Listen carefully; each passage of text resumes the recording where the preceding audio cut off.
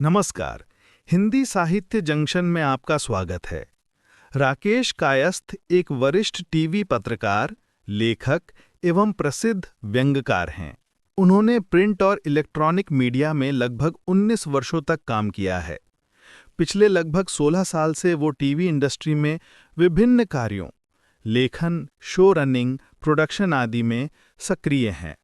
राम भक्त रंगबाज हिंदी में, अंग्रेजी में अनुवादित 1990 आरामगंज उपन्यास, जहां सामाजिक, राजनीतिक और सांप्रदायिक बदलावों का यथार्थ चित्रण मिलता है।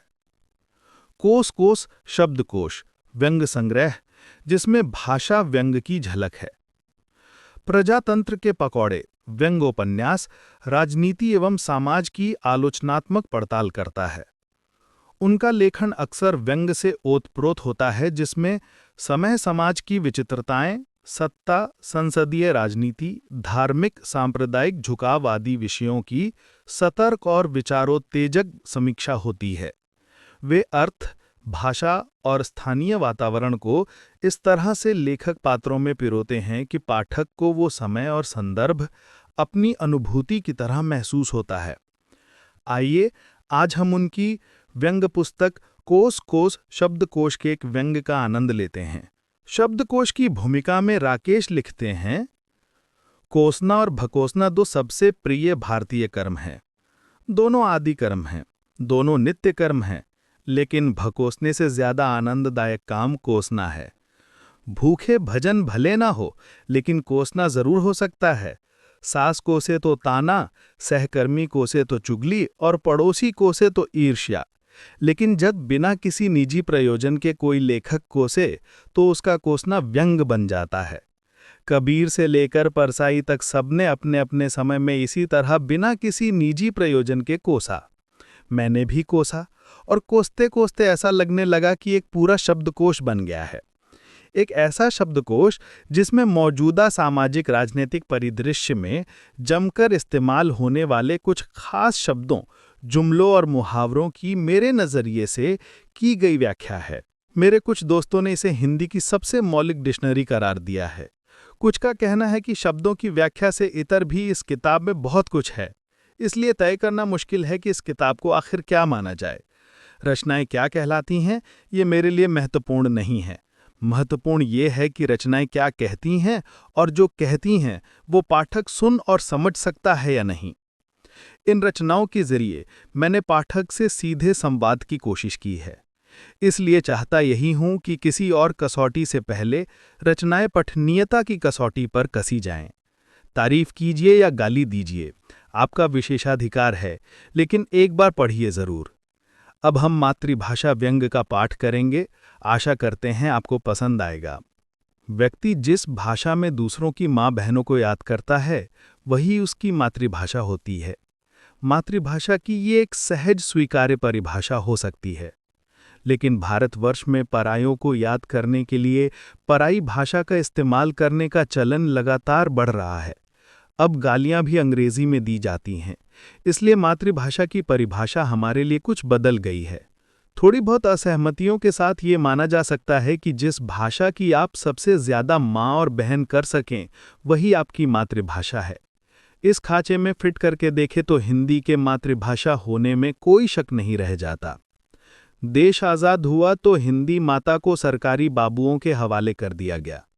बाबुओं ने कहा, माई चिंता मत करो, अब हर जगह तुम्हारा ही राज होगा। तुम्हारा ख्याल रखने के लिए हर सरकारी दफ्तर में एक अधिकारी रखा जाएगा, जिसका काम ब्लैक बोर्ड पर रोजाना तुम्हारे नाम का एक शब्द लिखना और हर साल 14 सितंबर को तुम्हारे सम्मान में एक कार्यक्रम आयोजित करना होगा। हिंदी अधिकारी तुम्हारे लिए यदापदा कवि सम्मेलन भी करवाएगा, जिसमें आने वाले कवियों को रेल का किराया और राह खर्च दिया जाएगा। देखना माई, सरकारी प्रयास से किस तरह कश्मीर से कन्याकुमारी तक लोग तुम्हारी जय जयकार करेंगे। हिंदी ने कहा, अभी मेरी उम्र ही क्या है, मेरे माथे पर बिंदी लगाकर क्यों मुझे माई बनाते हो, मैं अपनी राह खुद चल सकती हूँ। लेकिन बाबुओं ने कहा, माताजी ऐसा कैसे हो सकता है, आप अपनी राह चलेंगी तो हमारी नौकरी का क्या होगा, आपके नाम पर देश विदेश में सम्मेलन कैसे होंगे, और नेताओं और बाबुओं को फोकट में विदेश यात्रा के अवसर कैसे मिलेंगे? और फिर हम आपकी सेवा ही तो कर रहे हैं। लेकिन हिंदी कहाँ ठहरने वाली थी, अपनी रफ्तार से चलने लगी। गुजरात और महाराष्ट्र पार कर जैसे ही दक्षिण की तरफ बढ़ी, बवाल शुरू हो गया। हिंदी माता के सपूत मद्रास से लेकर मदुरई तक जगह जगह पिटने लगे। साइन बोर्ड मिटाए जाने लगे, हिंदी के खिलाफ राजनीतिक स्लोगन बनाए जाने लगे। ये सब देखकर घबराए चाचा नेहरू ने अपने बाबुओं की खबर ली। तुम लोगों से कहा था, हिंदी माता को इस तरह बेलगाम मत छोड़ो। हिंदी माता का तमिल अम्मा के इलाके में क्या काम? उन्हें पता नहीं कि इलाका कितना डेंजरस है। अगर उन्हें और उनके सपूतों को कुछ हो गया तो मैं पूरे देश को क्या जवाब दूंगा? चाचा नेहरू ने पूरे देश को समझाया कि ठीक है, हिंदी हमारी माँ है, लेकिन अलग अलग राज्यों में जितनी भी मौसियाँ हैं वो भी माँ समान हैं। मौसियों को हिंदी माता से कोई बैर नहीं, लेकिन मौसेरे भाइयों का मैं कुछ नहीं कह सकता।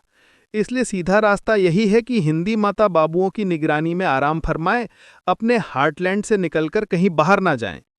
चाचा नेहरू ने देश से ये भी कहा कि यह हरगिज मत भूलो कि तुम्हारी एक पितृभाषा भी है। भारतीय समाज में बाप का दर्जा माँ से बड़ा होता है। हमेशा माँ का पल्लू पकड़े रहोगे तो जिंदगी में कुछ नहीं कर पाओगे।